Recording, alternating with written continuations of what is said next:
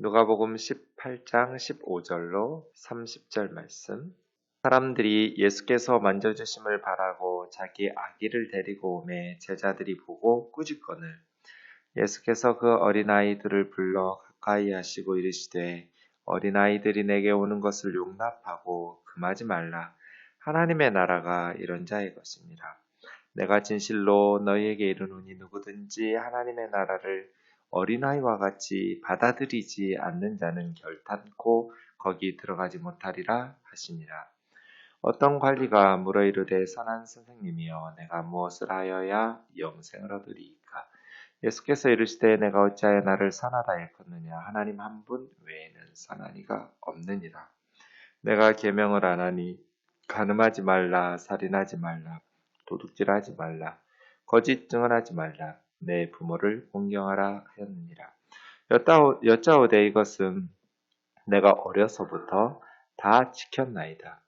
예수께서 이 말을 들으시고 이르시되 내가 아직도 한 가지 부족한 것이 있으니 내게 있는 것을 다 팔아 가난한 자들에게 나눠주라.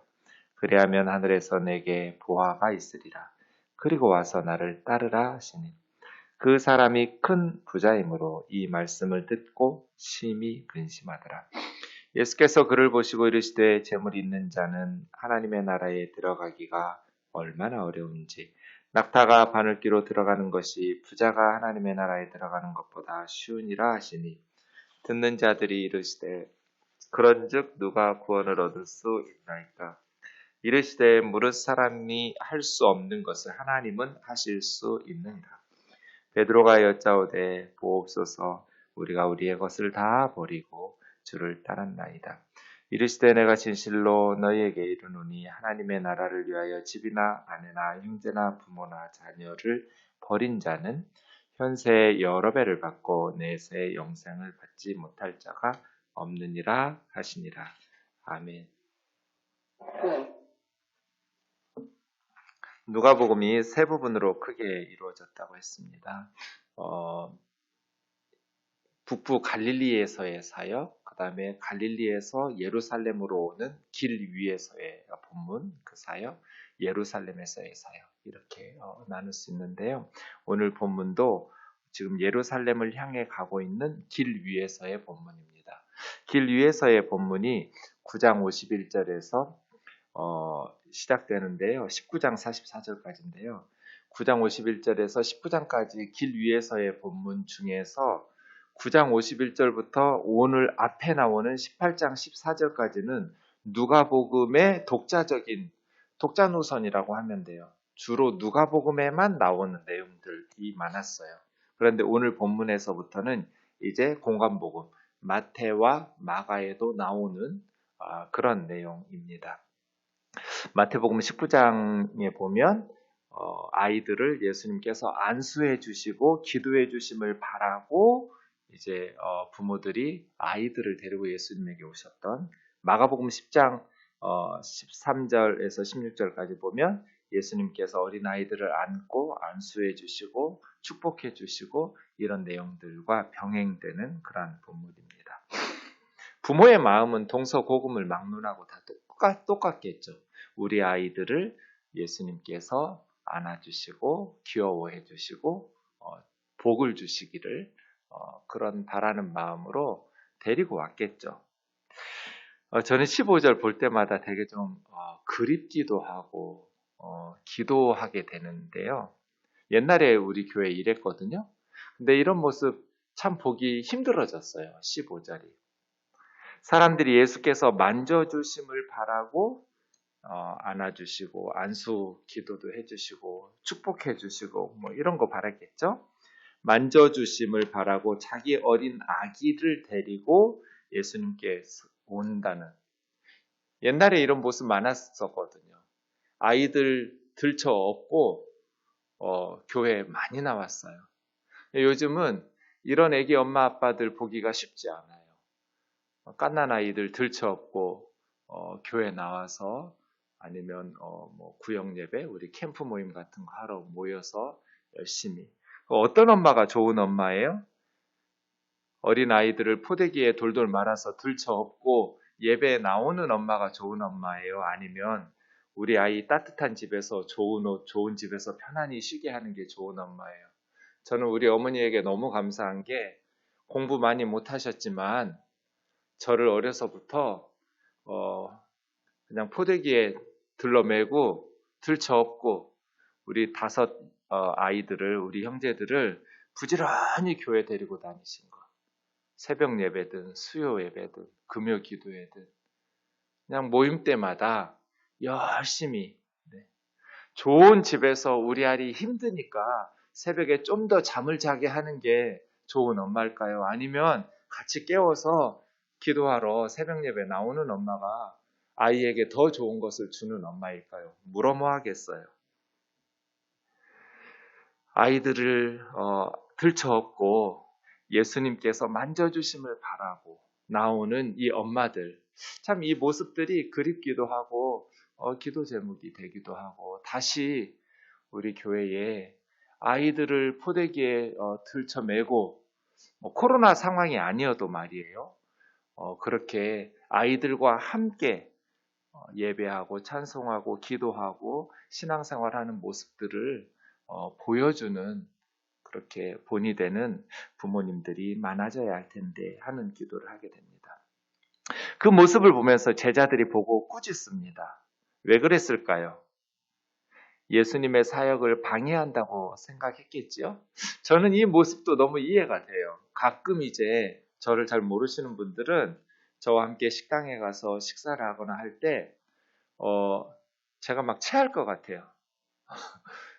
이렇게 그 마음은 알겠어요. 목사님을 위하니까 목사님 이렇게 잘 식사하시도록 한다는 게 오히려 더 제 마음을 불편하게 하기도 하고, 서브하시는 식당 일하시는 분들을 계속 이렇게 힘들게 여러 번 부른다든지, 막 이렇게 제 앞으로 막 음식을 갖다 놓는다든지, 이런 마음이겠죠. 제자들의 마음이. 예수님 힘든데, 예수님 그렇지 않아도 쉬지도 못하고 이렇게 사람들을 위해서 시간과 에너지를 쏟아내시면서 사역하시는데 좀 이기적이라고 느꼈을까요? 이렇게 어린애들 데려와가지고 예수님을 방해하고 사역을 회방한다고 느껴서 제자들이 꾸짖었던 거겠죠. 그만큼 그 시대에는 특히 어린아이들을 소중히 여기던 시절이 아니었어요. 지금 우리하고는 달리. 네, 어떤 면에서 이 엄마 아빠들이 예수님을 귀찮게 한다고 생각했겠죠. 그때 예수님께서 제자들을 책망하셨어요. 마가복음 10장 14절에 보면 제자들에게 노하여 이르시되, 화를 내셨어요. 예수님께서. 아이들을 불러 가까이 하시고 어린아이들이 내게 오는 것을 용납하고 금하지 마라. 네. 어린아이들이 내게 오는 것을 막지 마라. 하나님의 나라가 이런 자의 것이니라. 내가 진실로 너희에게 이르노니 누구든지 하나님 나라를 어린아이와 같이 받아들이지 않는 자는 결단코 거기 들어가지 못할 것이다. 어린아이와 같은 믿음은 어떤 믿음일까요? 어린아이와 같이 하나님의 나라를 받아들이라는 것은 애들처럼 유치하고 미성숙하게라는 뜻이 아니에요.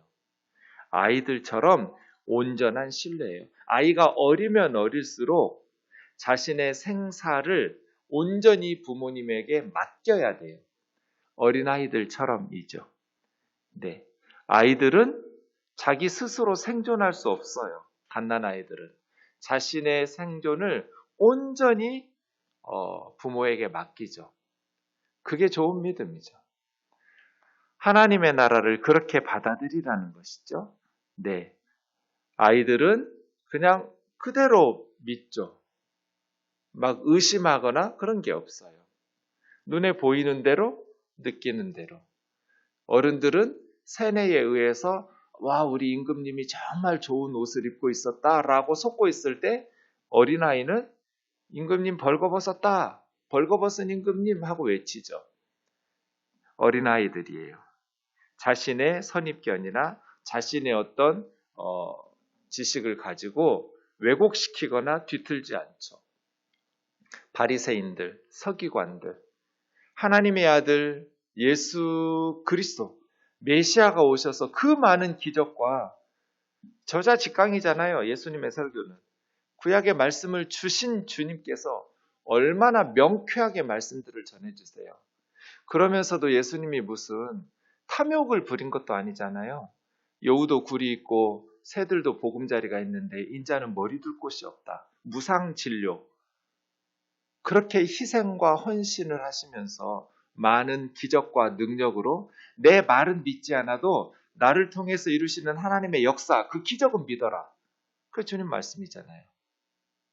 그렇게 믿을 수 있는 많은 것들을 완벽한 사역을 하셨음에도 불구하고 예수님의 제자들이 그 주님의 사랑에 감동을 받아서 자신의 생명을 온전히 순교하면서 예수님을 위해서 살아냈던 그런 예수님의 사역을 보면서도 많은 바리새인들, 그 성경 지식이 많다고 하는 서기관들이 예수님을 죽이고 안 믿고 지옥에 가고 멸망을 받았잖아요. 왜 그랬을까요? 어린아이와 같지 못했기 때문이죠. 어린아이와 같이 하나님의 나라를 받아들이는 것, 그것은 하나님에 대한 온전한 신뢰, 그리고 왜곡되고 뒤틀리지 않은 시각으로 아이들을 받아들이는, 편견 없이 있는 그대로 받아들이는 그러한 어린아이와 같은 시각이죠. 어쨌든 주일학교 신앙교육이 더 중요한 사역이 없죠. 우리 교회에서 하는 사역 중에 가장 중요한 사역이 어린아이들인데 다들 이렇게 말은 해요. 그런데 실질적으로 교회 운영을 아이들 중심보다는 어른들 중심일 때가 많아요. 저희도 보면 아이들 중심의 교회라기보다는 어른들 중심의 교회 운영이 요소에서 많이 나와 있죠. 그래서 가능하면 우리 교육부에서 뭐 해주세요 할 때 우리 운영위원회나 당회에서는 거부한 적이 없어요. 교육부서에서 예산이 올라오면 깎은 적이 없고요. 교육부서에서 뭐 사달라고 해서 거절한 적은 거의 없는 것 같아요. 제 기억에는. 물질적인 것뿐 아니라 어떻게든지 올해부터는 또 장로님 권사님들을 아이들 한 반 한 반씩 이렇게 연결 지어가지고 기도 제목을 가지고 기도해 주도록 팀을 구성해 놓았어요. 영적으로 기도해주고 또 물질적으로 모든 자원을 아이들을 신앙 교육을 위해서 그렇게 집중해서 아이들을 위해서 교회에서 아이들 예배 시간에 떠들면 자꾸 눈치 주고 또 조용히 설교하고 예배 드리고 있는데 애들 데려와가지고 이렇게 방해한다고 생각하는 어른들 많이 있어요. 또 어느 목사님들은 꾸짖기도 해요. 애들 이렇게 한다고. 이 모습이죠.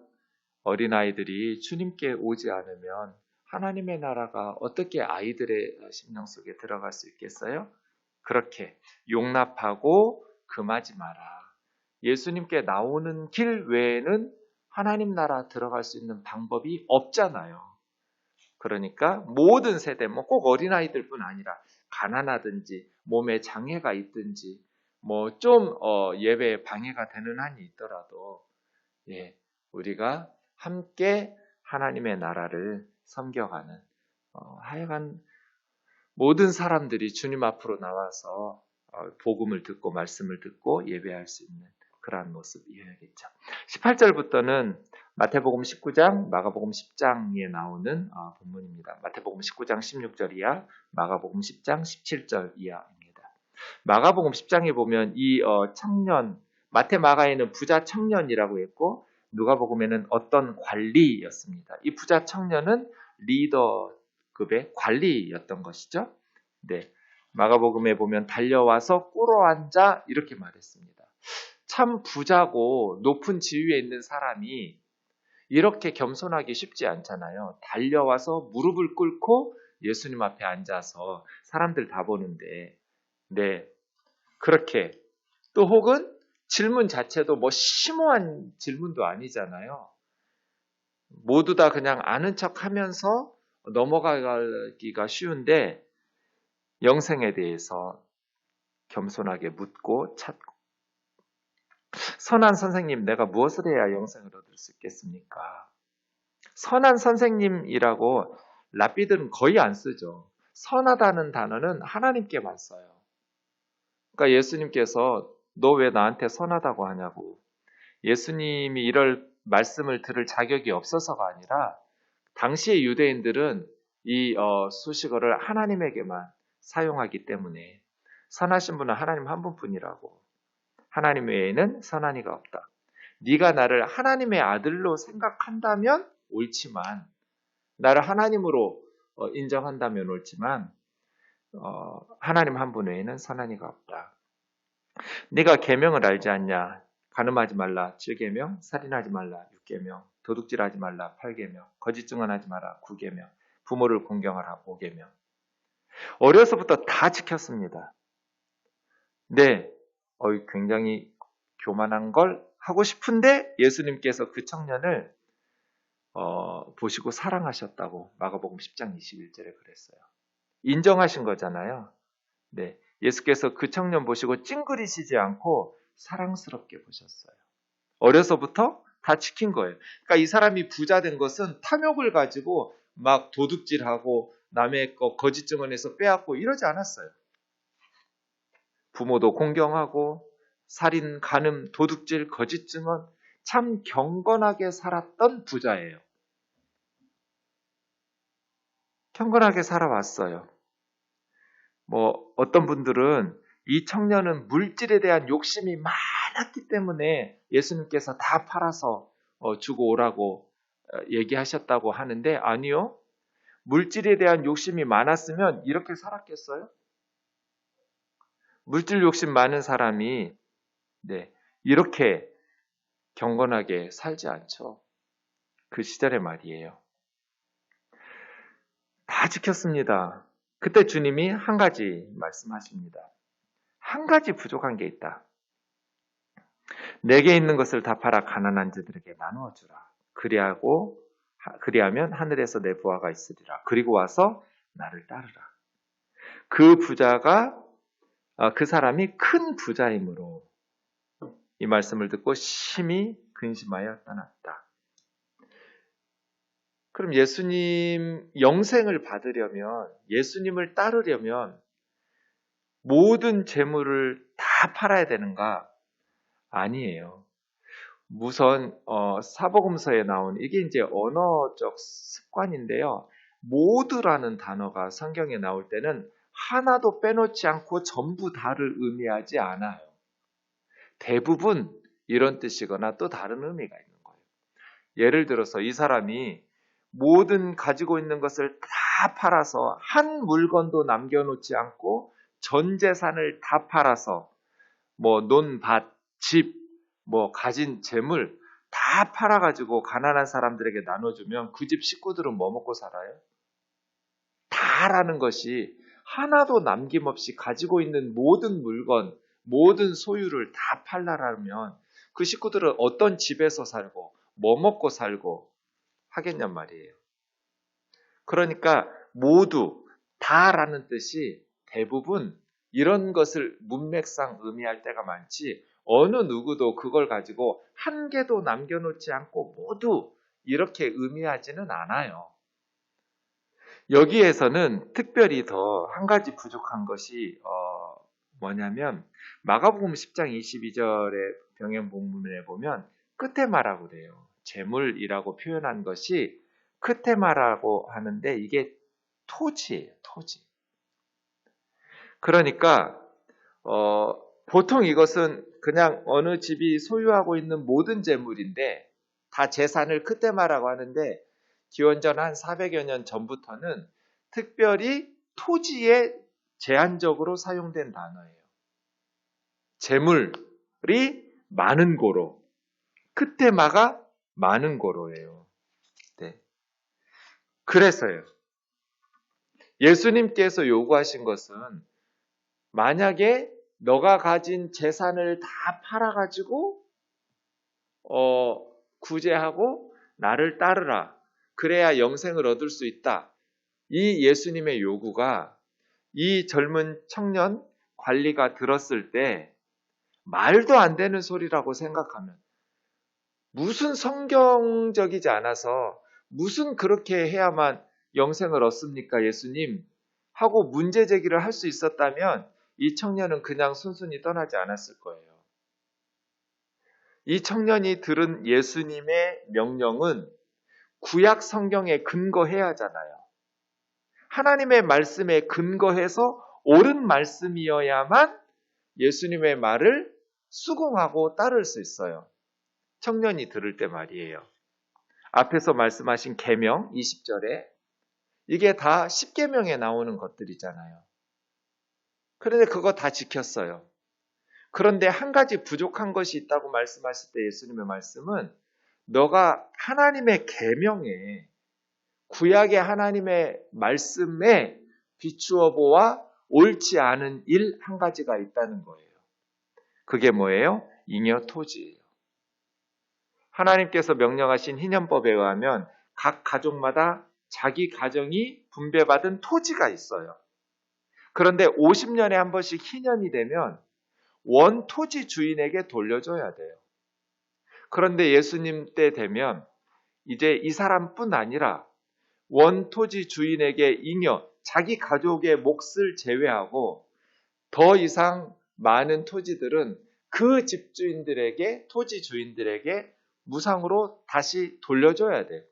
그러니까 50년에 한 번씩 사회가 경제적으로 다시 리셋되는 거예요. 부채를 탕감받고 종으로 끌려갔던 노예들이 해방되고 가족이 다시 모여서 토지를 돌려받은 후에 살아가니까 일생에 한 번 정도, 부모가 아무리 어리석게 살았어도 그 다음 때에서 정신 차리고 살면 50년에 한 번이니까요. 잘 살 수 있었어요. 모든 사회가 출애굽이 50년에 한 번씩 일어나는 거예요. 종살이 하던, 노예로 살고 있었던 비참한 삶이 희년이 될 때마다 50년에 한 번씩은 다시 종으로부터 해방되고 빚으로부터 탕감되고 원래 자기 기업, 토지들을 회복하면서 다시 시작할 수 있도록 하나님께서는 무조건 평등, 공산주의적 평등 아니에요. 그냥 몸 팔아. 집도 팔고 논도 팔고 생활 모든, 당시 농경사회니까요. 모든 생활 수단 다 팔아서 노예가 돼. 머슴이 되고 여종이 되도록. 자식들 팔아. 종으로. 스스로 책임있게 살아야 돼요, 인생은. 그런데 그 가난과 종됨이 자식 때까지 계속 세습되면 안 되는 거예요. 부모 잘못 만났기 때문에 계속해서 부모가 노예였고 종이었기 때문에 자식도 종이고 노예예요. 다른 나라들은 다. 그런데 이스라엘에는 그렇지 않아요. 부모가 어리석게 살아가지고 노름하고 허랑방탕하게 살아가지고 자식도 노예가 되고 부모도 노예가 되고 다 종이 된다 했을지라도 그 자녀들은 종됨으로부터 50년에 한 번씩 희년이 되면 풀려나는 거예요. 해방이 이루어져요. 이게 이스라엘의 경제의 그 사회의 가장 중요한 게 토지법이잖아요. 당신은 농경사회니까. 이스라엘 경제의 경제법, 모세율법 중에 이스라엘 경제의 핵심되는 법이 희년법이에요. 토지법. 그런데 그 토지법의 핵심이 희년이란 말이에요. 그런데 이 부자 관리는 희년이 되었지만 원땅 주인들에게 토지를 돌려주지 않은 거예요. 그러니까 다 팔아서 줘라가 아니라 잉여 토지 팔아서 주라는 거예요. 네. 신학교에서 다 이렇게 가르쳐요. 그때 말을. 그런데 한국교회는 이 말씀을 희년을 안 가르쳐요. 이 사람이 특별히 재물에 대한 욕심이 많아서 그런 거지. 제가 하용조 목사님 설교 몇 달 들은 적이 있거든요. 교회 정하지 못하고 할 때, 이 교회 저 교회 다닐 때 근데 목사님 말씀이 너무 좋은 거예요. 하용조 목사님의 말씀이. 그래서 참 큰 은혜를 많이 받았어요.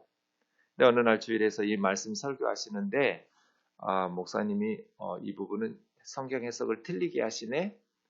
이 사람만 특별히 물질에 대한 욕심이 많았기 때문에 예수님이 이렇게 요구하셨지 여러분 우리 교회 나오는 성도들에게 다 요구하는 건 아닙니다. 이렇게 설교하시더라고요. 아니요. 이 사람이 물질에 대한 욕심이 많았다는 근거가 어디 있어요? 재물에 대한 욕심이 많았는데 이렇게 어려서부터 다 지키면서 경건하게 살아요? 아니에요. 본문 어디에도 이 사람이 특별하기 때문에 재물을 팔아서 구제하고 나를 따르라고 요구하셨다라는 암시가 없어요. 다른 사람들에게도 주님은 이런 상황이라면 동일하게 하셨을 거예요. 이 사람은 참 어려서부터 경건하게 살았던 사람이에요. 그럼에도 불구하고 너무나 명백하게 예수님의 말씀은 성경적이었어요. 하나님께서 모세를 통해서 주신 말씀 그대로였어요. 그때만 잉여 토지를 돌려주지 않는 건 율법 위반이에요. 희년의 정신을 지키지 않는 것 율법 위반이에요. 그런데 그 잉여 토지를 포기하는 게 쉬워요, 여러분? 어려워요. 그래서 슬픈 기색을 띠고 떠난 거예요.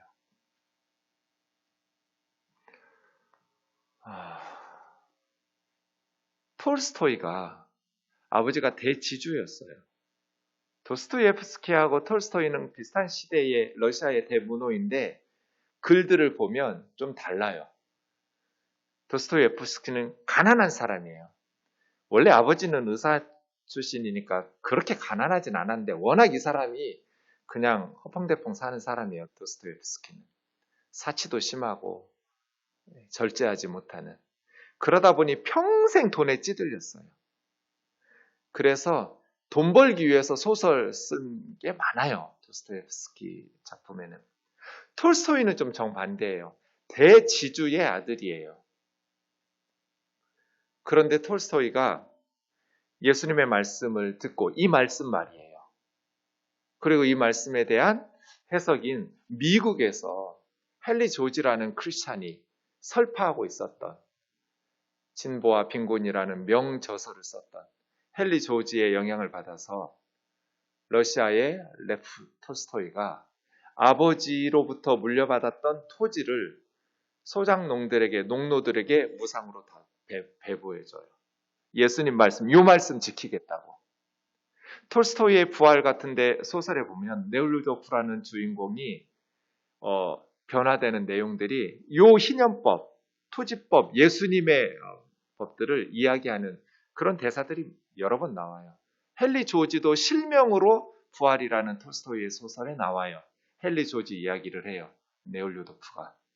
이런 식으로 하나님의 말씀을, 하나님의 뜻을 그대로 지키는 부자. 하나님의 정신, 희년의 정신을 이게 모두 함께 잘 사는 부모 때문에 자식들까지 종살이하고 가난과 빚에 찌들어서 살아서는 안 된다는 거잖아요. 하나님의 뜻은. 누구든지 성실하게 자신의 가정과 삶을 책임을 져야 된다. 그렇게 살지 못했을 때는 모두 다 평등하게 공산주의식이 아니에요. 공산주의는 사유재산을 인정하지 않지만 기독교는 사유재산 인정. 베드로가 아나니아와 삽비라가 밭 팔아가지고 절반만 헌금했을 때 밭이 그대로 있을 때는 네 것 아니고 판 후에 그 돈도 네 거 아니냐. 왜 네 건데? 성령을 속이고 하나님을 속이고 다 가져왔다고. 사유재산 인정. 모두 다 평등이 아니에요. 종살이 하란 말이에요. 집도 농도 땅도 다 팔란 얘기예요. 어리석게 살면. 하지만 그것이 자녀 대까지 세습되면 안 되잖아요. 이렇게 좋은 법, 희년법, 이 청년 안 지킨 거죠. 그거 요구하신 거예요. 왜? 그 재물에 대한 욕심 때문에. 그것까지는 포기하고 싶지 않은 거예요. 재물 있는 자는 하나님 나라 들어가기가 어렵다. 낙타가 바늘귀로 들어가는 것이 부자가 하나님 나라 들어가는 것보다 쉽다. 왜요? 그거 의지하니까. 앞에 본문 보세요. 어린아이처럼 하나님 나라를 받아들여야 된다. 자기가 가지고 있는 것 어린애들은 신뢰하지 않아요. 전적으로 어머니 아버지를 신뢰하죠. 부자들은 자기가 가지고 있는 자신의 능력을 신뢰해요. 전적으로 하나님을 신뢰하지 않아요. 그래서 하나님 나라 들어가기가 어려운 거죠. 부유하면서도 전적으로 어린아이와 같은 믿음을 가지고 물질은 하나님 나라를 섬기는 도구로 사용하면서 물질의 노예가 되지 않는 이런 걸 은혜의 기적이라고 하죠. 그런 좋은 믿음을 가진 부자들, 하나님의 은혜죠. 기적과도 같은 은혜예요. 베드로가 여짜되 우리가 다 버리고 주님을 따랐습니다. 주님의 말씀, 집, 아내, 형제, 부모, 자녀를 버린 자는, 가족을 돌보지 않는 자는 그런 뜻이 아니에요. 그만큼 하나님의 나라에 우선순위를 두는 자는, 하나님 나라를 위해서, 복음을 위해서 가족과 함께 희생하고 순교도 당하고 재산 뺏기기도 하고 하나님 나라를 돌보기 위해서 가족들이 희생을 감수하고 예수님을 믿고 그 복음의 사역을 감당하는 자는 영생을 받지 못할 자가 없고 현세에도 여러 배를 받으거든. 영생이라는 단어로, 이게 영생이 원문으로 보면 끝에 나오는 단어예요. 이 단락은 영생이라는 단어로 끝나요. 아주 탁월하게 써놨어요. 누가가. 네. 이 생에서도 여러 배를, 이게 교회죠? 이 땅에서도 많은 형제, 자매, 가족, 부모, 친척을 교회에서 받아요. 여러 배를. 그리고 주님 앞에 갔을 때 영생을 얻지 못할 자는 하나도 없어요. 하나님의 나라를 그렇게 돌보는 자들. 네. 우리가 이 청년이라면 어떻게 했을까요? 잉여 토지를 가난한 사람들에게 나눠주고 예수님의 제자가 될 수 있었을까요? 그게 억울하다고 느낄 것도 아니에요. 하나님이 주신 하나님 땅이고 모세를 통해서 하나님께서 주신 율법이에요. 그냥 하나님 뜻이에요. 이렇게 우리가 이 청년의 상황이었다면 잉여 토지를 말씀대로 순종하면서 예수님의 제자가 될 수 있었을까? 사랑하는 자매 형제 여러분, 버릴 것은 버리고 따라야 하잖아요. 세상의 욕심 버리지 않고도 예수님의 제자가 되어 따를 수 있다고 가르치는 것이 한국교회의 잘못이잖아요. 버리고 따라야지. 너 그거 그냥 잉여 토지 그대로 가지고 나를 따르라. 그럼 영생을 얻는다. 주님의 말씀 그게 아니잖아요. 버리지 않아도 따를 수 있다는 착각을 심어주지 말란 말이에요. 예수님의 제자가 되려면 세상의 욕심은 버려야죠. 실력은 기르고 열심히 돈 벌고 열심히 공부하되 그거 쌓아두는 재미로 사는 것이 아니라 그것을 통해서 더 많은 하나님을 영광을 나타내는 하나님의 나라를 섬기기 위해서 실력을 기르고 돈을 벌어야지. 그것 때문에 더 많이 쌓아두는 주일에 설교한 것처럼 에릭 시돈처럼 먹어도 허기짐을 느끼면서 외동딸까지 팔아먹고 자기 살 다 뜯어먹고 나중에 이빨만 남아서 딱딱거리는 만족할 줄을 모르고 그냥 물질적인 욕심과 탐욕 때문에 세상 재물 때문에 마음을 뺏겨버리면 안 되잖아요. 그건 하나님을 섬기는 도구일 뿐이지. 그 과정을 통해서 하나님 앞에서 감사하고 즐겨야지. 오로지 목표. 김영삼 대통령 때부터 1만 달러 해가지고 우리는 이제 1만 달러, 노무현 대통령 때는 2만 달러 시대, 이명박 대통령부터는 4만 달러 시대. 계속해서 무슨 목표를 향해서 달려가는 기계도 아니고 말이에요. 모든 것이 경제에 의해서 결정되는 것도 아닌데 모든 것을 그 속에 잠식시켜버리는 어리석은 인생 살지 말자. 기도하겠습니다. 사랑하는 주님, 우리 우면동교회에 다시 어린아이들을 들쳐업고 주님께서 복 주시기를 바라는 부모들이 많아지게 하여 주옵소서.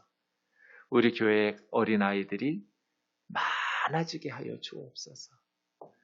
사랑하는 주님, 이 부자 관리에게 주님이 말씀하셨던 이 말씀, 버리고 나를 따르라 말씀하셨는데, 우리 우면동 교우들이 물질에 대한 욕심과 탐욕과 세상에 대한 그러한 것들을 버리지 않고도 진정한 예수님의 제자가 될 수 있다는 착각을 버리게 하여 주옵소서. 세상으로부터 뿌리 뽑혀서 우리의 마음을 저 천국에 두게 하시고, 위의 것을 사모하게 하시고, 하나님 앞에 섰을 때 잘했다 착하고 충성된 종이라고 칭찬받을 수 있는 인생을 살게 하여 주옵소서. 열심히 땀 흘려 일하고 공부하고 실력을 길러서 많은 물질들을 획득하게 하시되, 그러한 것에 마음을 빼앗기지 않냐고 그 많은 것으로 더 많은 선교와 구제와 자녀들의 다음 세대를 위한 선한 일들을 위한 힘있는 일꾼들로 키다리 아저씨 역할을 해주는 그러한 인생 살아갈 수 있게 하여 주옵소서. 예수님의 이름으로 기도하옵나이다. 아멘.